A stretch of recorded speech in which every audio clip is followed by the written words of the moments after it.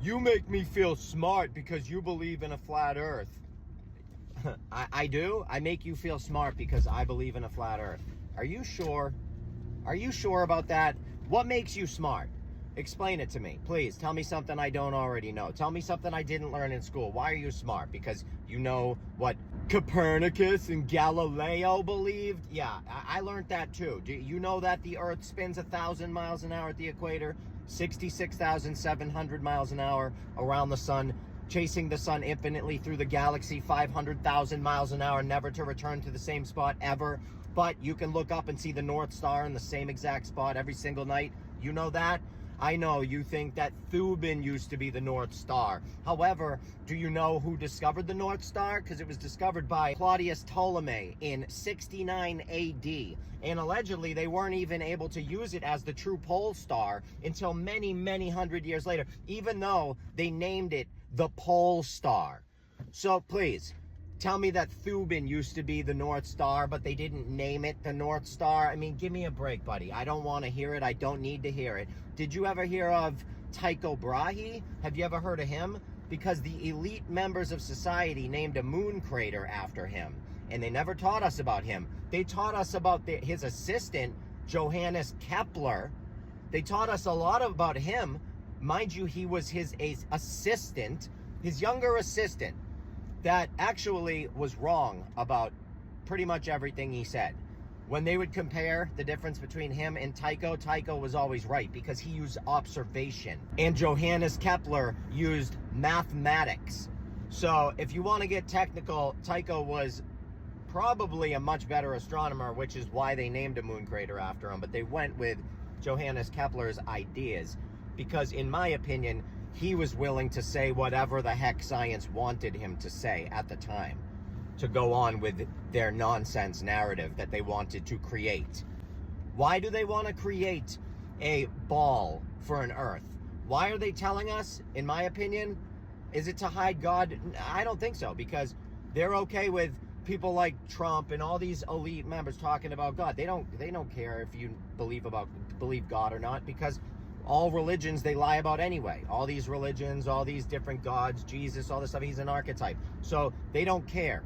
They will lie to you about that. That's not the reason. In my opinion, it is purely mental. Okay? It's psychological. That's it. If they can get you to believe in a fiction-based reality, the chances of you ever doing anything really great with your life, discovering something or any of that is nil. Because you believe, first of all, your whole belief system is based on fantasy.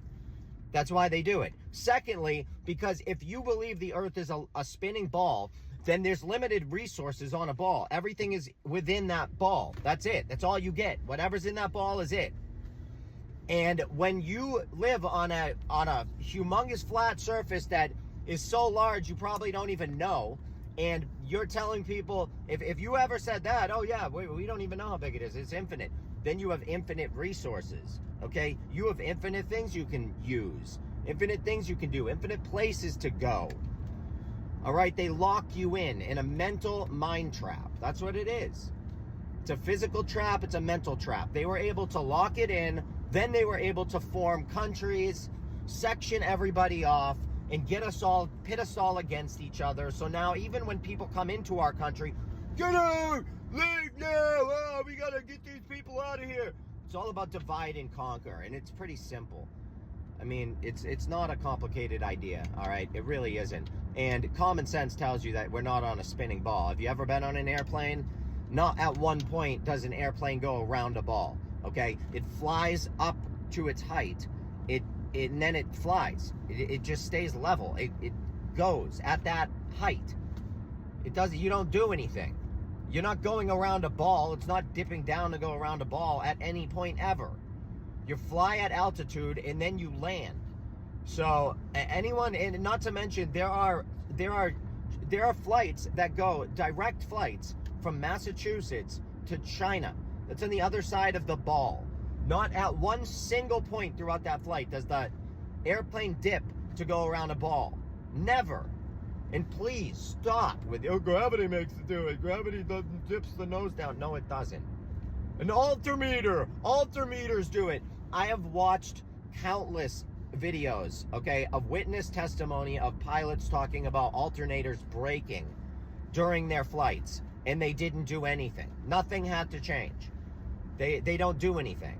Altimeters are a joke, so please stop it with your altimeters. Stop it with your gravity nonsense.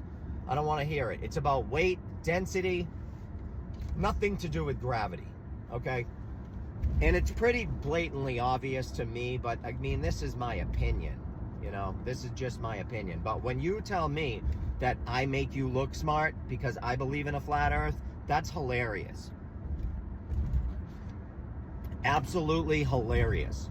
Because I want to guarantee it. If I went on a debate with you, if me and you debated, you could pick a topic as long as it's relating to flat earth or because I'm not saying I know everything. That'd be insane. No one knows everything. But if it's relating in some way to flat earth, I don't care what it is. I'm going to beat you in a debate. Period. I've been studying this for too long. I have every question answered. So please, don't even try to sit here and say I make you look smart. That's a joke. You're funny. Put your money where your mouth is. If that's the case, if I make you look smart, please ask me. Ask me to debate you. I would love to. As long as it's after 6 p.m. Eastern time when I get home from a hard day's work, I will definitely debate you for free and make you look foolish. But again, this is my opinion.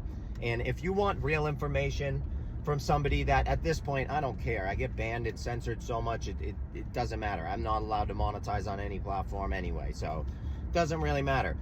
Go to my website. I have how I do it. I have to write books, and I make them, I digitalize them, and I sell them for $5. There's a lot of information in those books, so you can help yourself out. You can help me out by going to my website, downloading a book or two.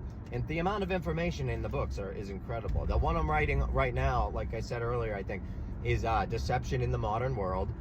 And it's over 150 pages of proof, in my opinion, that we do not live on a ball.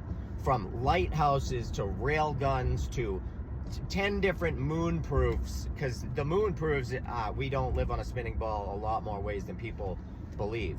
Now, there's, I mean, just so much evidence, so many proofs I put in this book. All the biblical cosmologies and all the other religions and all the ancient cultures, what they believed, and all the old philosophers, what they actually believed, because they only tell us about Galileo and Copernicus. Give me a break. Those are two people.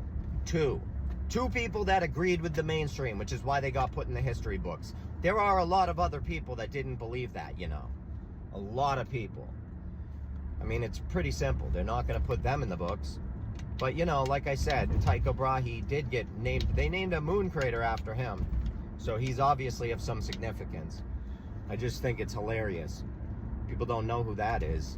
You know, listen, if you believe that the earth is a spinning ball and you can't go outside on a clear night and look up and just find like 10 stars, just 10, and point to them and be like, okay, there's Vega, there's Arcturus, there's Deneb, there's Altair, there's Polaris, there's Betelgeuse. If you can't do that, then you do not have enough of an understanding of the sky above you, period.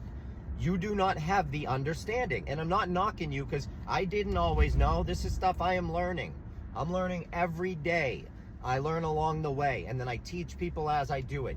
But if you can't look up and name me, I'll say even 5 stars, then you don't have the information.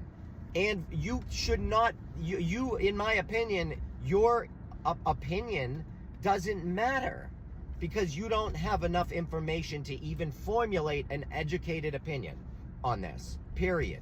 So try again. Go outside, learn about some things, and then come back to me. Then we can have a conversation. But until that happens, like I said, you don't know enough. So it makes me laugh, it makes me cringe, and it makes me cry at the same time.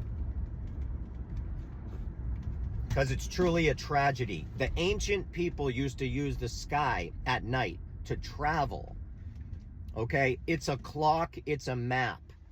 They used to use it to travel. They knew the sky, the ancient people, all of them. We don't know a damn thing. That's why we think we're endlessly spinning on a ball. Endlessly circling through the galaxy. Oh, it's spinning forever and ever. We're looking at the same stars. They're constantly moving. Even if you look at, so when they tell you a star trail is supposed to look like the stars are flying above us, because we're going straight through a galaxy and the stars are flying straight above us, going right by us.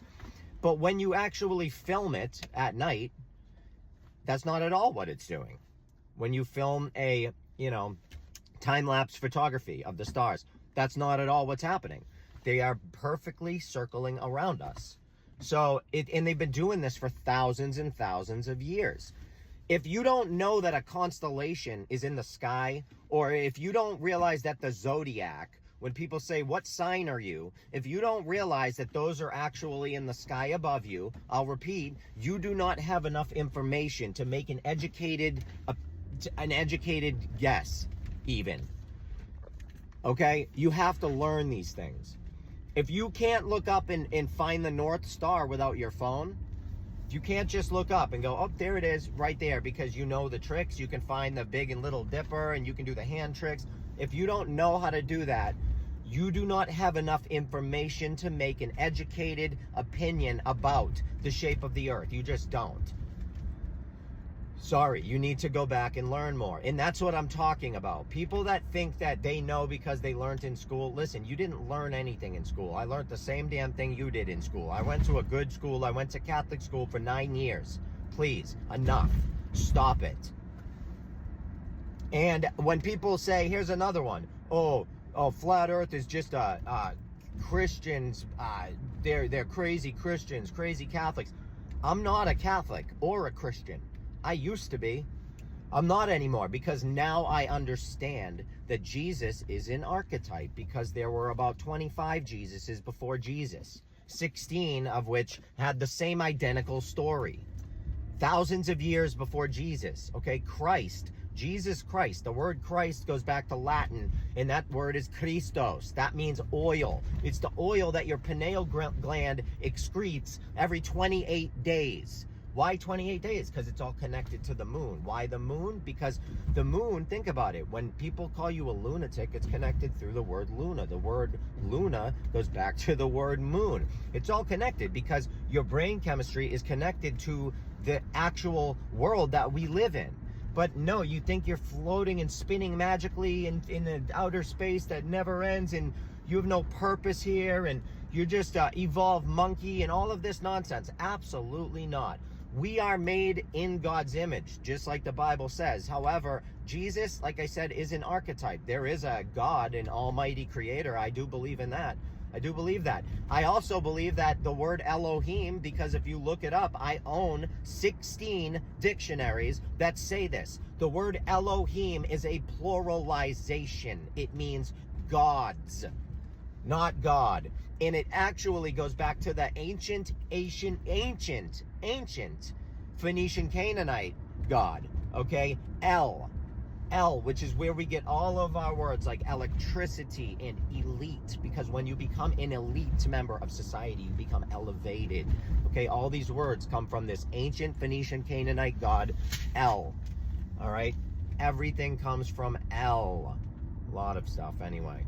But when you start to learn about El, and you start to learn about all these ancient ideas, and realize that all religions, for one thing, are based on the sun, okay? The sun, and then older worship, moon worship, and just polar worship, which is the deities of the stars, because the stars have been turned into characters over years, over many years.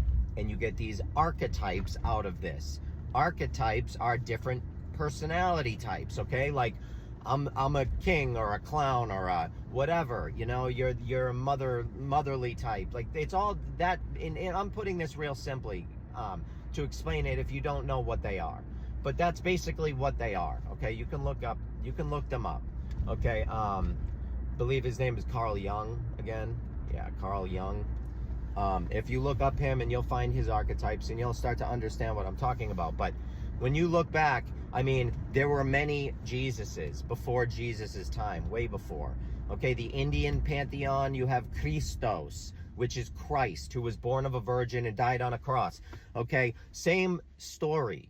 All right, you have Iusis, okay, who, it really depends on what history you believe, because I'm reading a lot right now about the Irish history that's been completely destroyed. And if you think about Ireland, I mean, they have no history really. If you can go to a library and look up history of every culture, but Ireland is going to be thin. Because, I mean, what this book is saying is that a lot of stuff was stolen from Ireland and then given to another culture just to hide a lot of truth, because a lot of stuff comes out of Ireland. Okay, so that is what they're trying to hide, that a lot of stuff comes out of Ireland. It was the motherland. And I mean, I don't know if I fully believe this, but it does actually make a lot of sense because of the nature of Ireland in general, just the land itself and the fertility there and the whole thing. It's surrounded by water. So it does become a really interesting thing to start to think about. Like, so a lot of, like, Iusis, who we're told comes from, you know, the ancient Phoenicia, Canaanite, out of there, you know, ancient Phoenicia, Cana, and all of that, you know, Babylon, like way back, okay? We're talking about Iusis, but from the book I'm reading now, a lot of them are saying that Iusis actually came out of Ireland, and that was their god. And I's and J's, of course, are interchangeable, so which makes Iusis Jesus, and he had the same exact story too. But neither here nor there, whether you believe Iusis came out of Ireland or Egypt or wherever, it doesn't make a difference, because there was Iusis, who again is another archetype of a Christ, okay? And again, the Christ, the oil, it gets secreted out of your brain every 28 days, and it takes a journey. It travels down your 33 vertebrae, and your brain, remember, is two sides of your brain, okay? There is the female side and the male side, really. You have the very analytical side, and then you have the very creative, soft-natured side. So you got the two sides anyway, which are supposed to resemble Mary and Joseph. You have the 33 vertebrae, which resemble the 33 years of Christ. When you get to the bottom, when this oil gets to the bottom, it is supposed to turn into a gas, transmute, come back up, and activate your pineal gland. Now, in the Bible, Moses, I believe that that's what he was trying to teach you. In the New Testament, that's what they're trying to teach you, because becoming enlightened with information is going to do that, because you begin to want to share the information, you begin to learn what's going on, and you begin to care more about what's important and less about material things that don't matter. Now, you have to think about this too. A lot of the Bible was written by Greek Gnostics, who believed, Greek Gnostics back in the day, believed that there was dualism in the world. There was the material, fake world that has been created for us to play in, but it doesn't matter. It's not important. It will never help you become enlightened. It will never help that gas reach your pineal gland. It's never going to do a damn thing for you. It's all fake. And then there's the metaphysical world that's all happening within your body and in the sky, and it's all happening here. And if you can start to figure that out, which is what they believe, then you can reach Christ consciousness, which is what the Bible's trying to teach you. It's an encoded story. The whole story is also an astrological story, which means it's also a story that happens in the sky. Why? Because the saying is true: as above, so below. What happens in the sky happens on earth, and it happens in our body, okay? Now, here's the thing. That saying, as above, so below, I believe it means it happens above and then within us. I think that the people on this earth that control it are trying to mimic that as above, so below. They're trying to mimic what's happening in our body and in the sky, and they're trying to play it out in real time on the main stage. That's what I believe is also happening. And if you're not following me, that's okay. That's okay. I mean, I know that some people will know what I'm talking about there, and that's an interesting thing to talk about. I just don't have the verbiage to even really go there yet right now, because it's complicated to get into that conversation. But If you know what I'm talking about, you know what I'm talking about. They're trying to play it out. They're trying to make this this what is happening in the sky, which is a transition between Pisces and Aquarius, a time that is transitioning between zodiac signs, okay? Because that happens every 2,125 years. The zodiac changes in the sky, it rotates and changes. And something may happen, something horrific, I have no idea, may happen on Earth, terrible earthquakes, and I really don't know. But what I do know is that will certainly happen, and that time period, that transitional period, has been marked in the Bible many times, okay? They talk about it a lot in the Bible. It's when they talk about the end of the age, or the coming of an age, okay? Because if you read the correct translation of the Bible, you're going to read that. It's about the end of an age or coming of an age. It's not about the end of the world, okay? It's not about the end of the world. It's the end of an age. Something happens, and again, it's a change in what we're looking at. Now, you can tell, you can go outside. If you look in the eastern direction on the spring equinox, and you go outside right before the sun comes up and look east, pull out your compass on your phone and look east and look at the constellation that you're staring at if you have a good view. And what you're going to be staring at if you do this spring is you're going to be looking at Pisces, but you're going to also see Aquarius coming in. Like, Aquarius is coming in, Pisces is about to head out. So what's happening is we're gonna, for now, like within the next couple hundred years, we're gonna be looking at Aquarius instead of Pisces, and that's gonna last for 2,100 years. And in 2,100 years, the next zodiac sign is gonna come into play. This has been happening now for a long time, okay? And the Bible talks about this. When Moses came down from the mountain and was angry that his people were worshiping the golden calf, okay? The golden calf is the sun in the age of Taurus. It's the bull. Taurus is the bull. A calf is a bull. The calf is gold because it's the sun in the age of Taurus. So that was thousands and thousands of years ago. Then Moses said we need to worship this way, and he blew the ram's horn. Jewish people still blow that ram's horn today, okay? The ram is Aries, the ram, which was the next zodiacal sign to come in 2,100 and something years after the bull, Taurus, okay? You see what I'm saying? Now, when Jesus comes in to play, to the picture, Moses's time, Aries, is done. And what's interesting is in the beginning of Christianity, it wasn't, the symbol for Christianity was not a man on a cross. That was invented by Constantinople. So the original version was actually, Jesus was actually a lamb holding a flag. It had nothing to do with a cross, okay? It was a lamb holding a flag. So when Jesus comes in, okay, finally, and they're replacing the ram, Aries, they replace it with the two fish, which is Pisces, because that's the next zodiacal sign. And Jesus, of course, everyone knows, is known as the great fisherman. Even the Pope wears the ring of the fisherman. It's all about the two fish. He feeds the people with the two fish. It's because two fish is Pisces. Pisces is a zodiacal sign. It's an age that lasts 2,100 and something years, okay?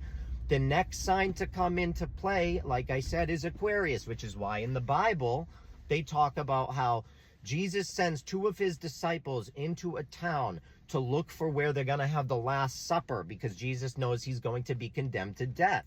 He goes in for the Last Supper. So they go into town, and what do they need to look for to find this guy? They need to find a man carrying a pitcher of water. The pitcher of water is Aquarius. A man carrying a pitcher of water is Aquarius, which is the sign after Pisces, which means that when Jesus dies, we're going to begin to worship in Aquarius, different age. So let me explain. The Bible is a fascinating, incredible story, but reminding you, it's a story, and you have to understand the people that wrote it in order to understand what it's talking about. Because if you're only reading the surface narrative of the story, then you're not even understanding what the book is trying to tell you. Okay? And that's just my opinion again, but it's not just mine. It's the opinion of many scholars before me that I am learning this from. So I love you all. If you want to learn any information like this, again, if you want to, I'm not forcing you. If you want to, you can go to my website, withthesun33.com. There's a lot of free information on there. But also my books is where all the meat and potatoes is. And those are $5 digitally. I made them as cheap as I possibly can. And they not only do they help me a lot by supporting me and my work, but you'll have a book that has a lot of information in it that you can just pull up right on your phone. It has a lot of answers to a lot of questions. And my newest book that will be out in hopefully the next month or two, I'm just putting my finishing touches on it. That is loaded with information, like I said. And I do have my first book, so Ancient Belief Systems, is in print too. It's $65, and that's delivery in anywhere in America included. Only in America, though. If you're gonna buy it from out of country, I gotta figure out the shipping because it's too expensive. But if you want to buy the book, it's a beautiful book too. It's hardcover. The pages are thick and it's really, really pretty. So you can also purchase that on my website, and I'll ship that right out to you as fast as I can.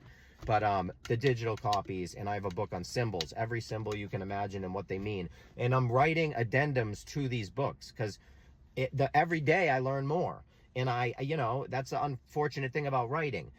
I don't know today what I'll know tomorrow. So if I write a book today, tomorrow I know more. So I'm going to constantly be adding addendums and putting free information up on my website for things and just adding things. And if you purchase my products and I come out with these addendums, you're getting them for free. Okay? So I love you all. Thank you all so much. And again, this is my opinion. And I love and respect everybody and your beliefs. I hope that people are willing to learn. Why do you believe these things? Why? Because someone said to? Even a priest? Because a priest said to? Why? Who cares? I want to know. I want to know things. I don't want to believe them. So that's what I do. I try and learn things, and then I try and teach them. I love you all, and I'll see you all later.